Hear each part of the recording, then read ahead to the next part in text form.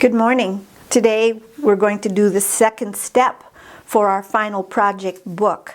Now, the last project we did is we made our covers according to chance in the Dada style, and we made a kind of monoprint. And so what you are looking at here are the covers that I made that are still drying. So I want to show you how to put the book together after the covers are dried and after you have your watered down glue on the top of the covers so that they become sealed.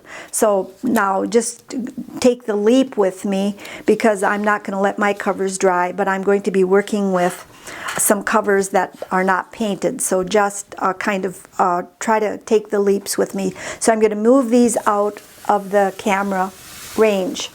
So here are two covers that are not painted, but I'm going to paint them later. So the first thing that you want to do is you want to determine which cover, first of all, which cover, look at these. Which cover do you like best, and which one do you think do you want for the front, and which one do you want for the back? So say that you've decided that, and so then the next thing that you want to do is you have to have a way to tie your book together, because it doesn't have a spine.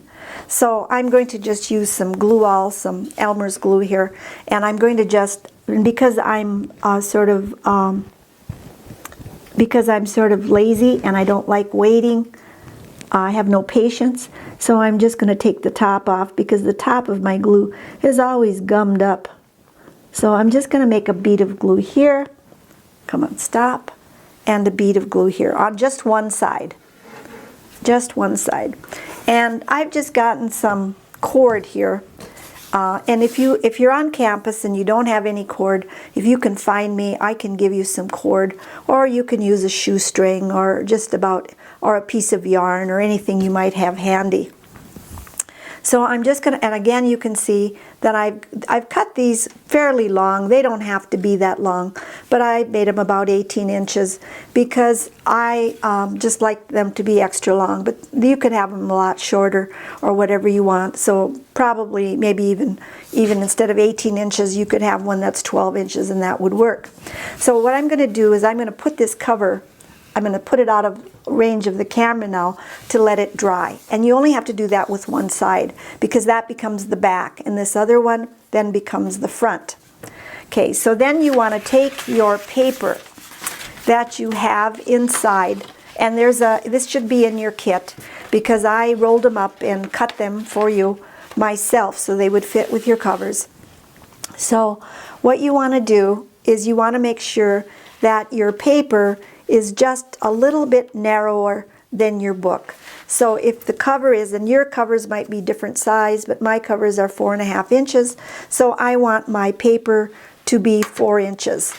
So I'll just take this, and I'll make a mark. I'm measuring this way, I'll make a mark, and I'm just going to go up here a little bit. I'll make another mark at 4 inches, right here at 4 inches. And then the easiest way to start is to put your ruler on your marks, and then just take your ruler and fold it on your ruler, and then take your thumbnail and crease it like this. And then the next step is you turn your paper over again, and then again measure at 4 inches. And you want to be really careful about your measuring, because you don't want your book to be crooked. And because this one, it really matters about craftsmanship. You want your book to look as nice as possibly can, because lots of people say that craftsmanship is really important in artwork. Presentation, how beautifully something is presented. Some people say as much as 60 to 80% depends on your framing, your matting, and what your work looks like when you're done. So you just keep going till all the way through until you have this folded at 4 inches. Again, back and forth like an accordion fold. Don't wrap it around, but just do an accordion fold. And I always just lay it on my ruler, and then, whoop, this one is a little bit long. Okay, I want to move this over a little bit. Okay, I'm working with kind of cardboard, so it's a little bit heavier than the material you're working with. So just keep doing that back and forth, until you have all of the paper folded. And so here's one that's folded. Now, you might have a little extra. And if you have a little extra sticking out, you want to take that little extra and you want to cut it off. So this one isn't perfect, but it's accordion folded back and forth, back and forth. So then you take your covers where the glue is drying and your cord is drying, and then you just want to take some more Elmer's glue and you want to create a kind of sandwich. And again, you put as much glue on here as you can. I'm probably more than I have here, but you don't want it to squeeze out. But my glue bottle is getting a little low because I used a lot when I marbled. And then what you want to do is you want to put this right in the center of your covers. Now you could have your pages, they could be slightly bigger than this. They wouldn't have to be, because this is pretty much of a margin.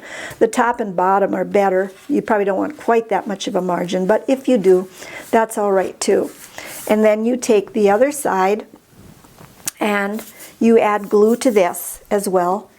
And I will do that, but let's see here. You want to add glue to this. I wouldn't use glue stick for this because glue stick is not aggressive enough. So just put the glue on here, and it's going to take a while till it runs down because I'm kind of to the bottom of my glue. So just imagine that this is covered with glue, and then you go ahead and put it on the top, and you create a kind of sandwich. And then what you want to do is you want to weigh this down. You want to weigh it down so it dries flat.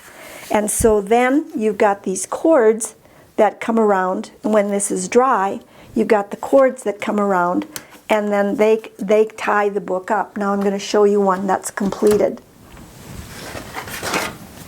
Here's one that's done. And this person didn't use two. They just used one, which is fine. You can just use one if you want. But there is the accordion book with the finished product inside the accordion book. So with that, I'm going to stop, and in another video I'm going to talk about what needs to go in the book. So thank you for your attention and good luck with your book.